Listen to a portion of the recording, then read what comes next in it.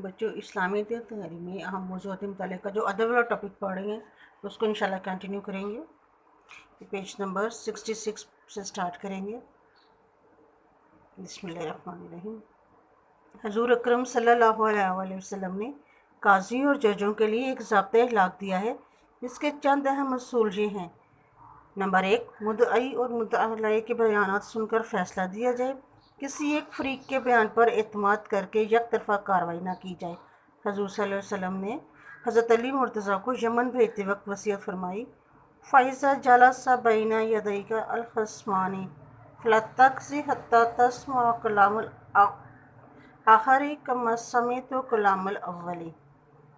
जब तेरे सामने दो फ़रीक मुकदमा बैठ जाएं तो इस वक्त तक फ़ैसला न सुना जब तक दूसरे फ़रीक का बयान उसी तरह न सुन ले जिस तरह पहले का सुना। पॉइंट नंबर 2, कानून लोगों की नीयतों और अंदरूनी बातों पर मुआसा नहीं करता, यानी कानून इस बात पे पकड़ नहीं करता कि लोगों के अंदरूनी या दिलों के हाल क्या हैं।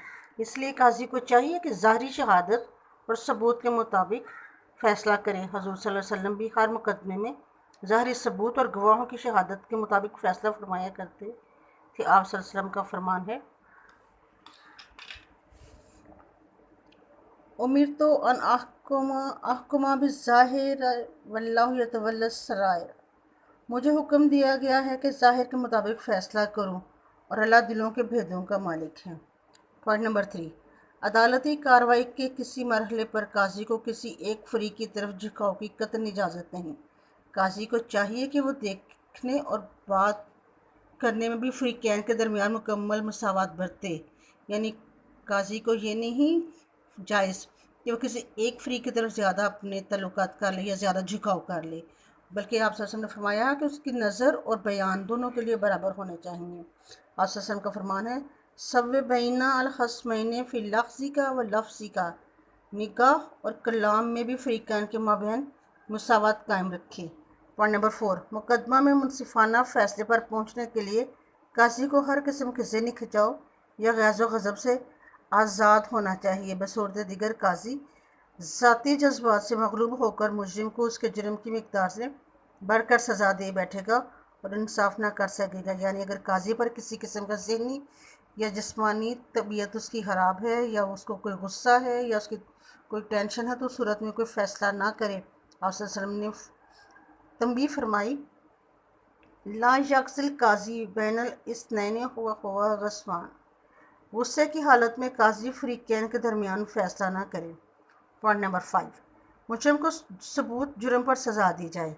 अगर उसके खिलाफ शहादतें कमज़ोर हों जिससे उसका जुर्म मुश्तबा हो जाए तो उसे शक का फ़ायदा दिया जाए।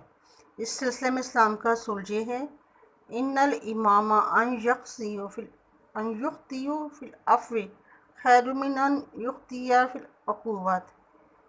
बेशक इमाम या काजी का किसी को माफ़ करने में गलती करना बेहतर है इससे कि वो किसी को सज़ा देने में गलती करे। यानी अगर काजी को किसी चीज़ में कोई शक व शुबा है तो फिर वो उनको माफ़ कर दे, ठीक है। अब कोई ऐसा फ़ैसला ना करे जो गलत हो जाए, किसी को गलती की सज़ा मिल जाए।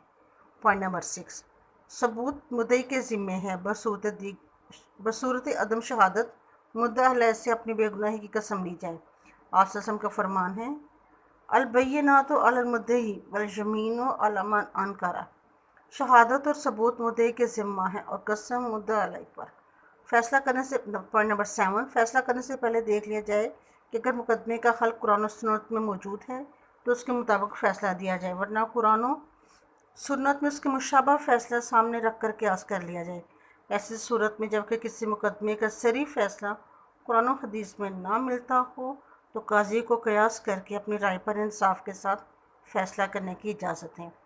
आप सल्लल्लाहु अलैहि वसल्लम ने हज़रत मुआज़ को जब काजी बनाकर भेजा तो उससे पूछा कि मुकदमात का फ़ैसला कैसे करोगे।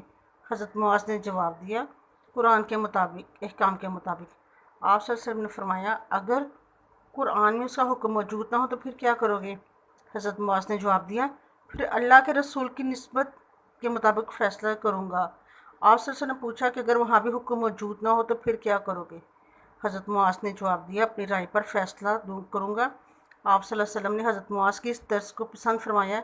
यह तरीका बात के तमाम काजियों के लिए नमूना बन गया, यानी इन तमाम اصولوں کا نچوڑ یہ ہے کہ وہ فیصلہ کیا جائے جو قرآن اور سنت میں موجود ہو، اگر نہیں تو پھر اپنے فیصلے کو اس سے ملتا جلتا کوئی فیصلہ ہو، نہیں تو پھر جو قاضی ہے وہ اپنی سمجھ اور جو شہادتیں ملی ہیں اس کے مطابق فیصلہ فرمائے، اور کوئی سی قسم کی غلطی کا اگر شک شبہ ہے تو پھر معاف کر دے تاکہ کسی کو ناجائز سزا نہ ملے۔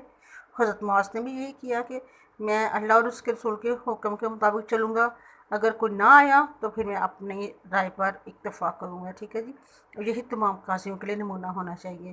یہ آج آپ کا جو موضوعاتی مطالعہ ختم ہو گیا ہے، کل میں آپ کو اس کے شارٹ کوسچن کرواؤں گی، باقی پھر انشاءاللہ کریں گے۔ اللہ حافظ۔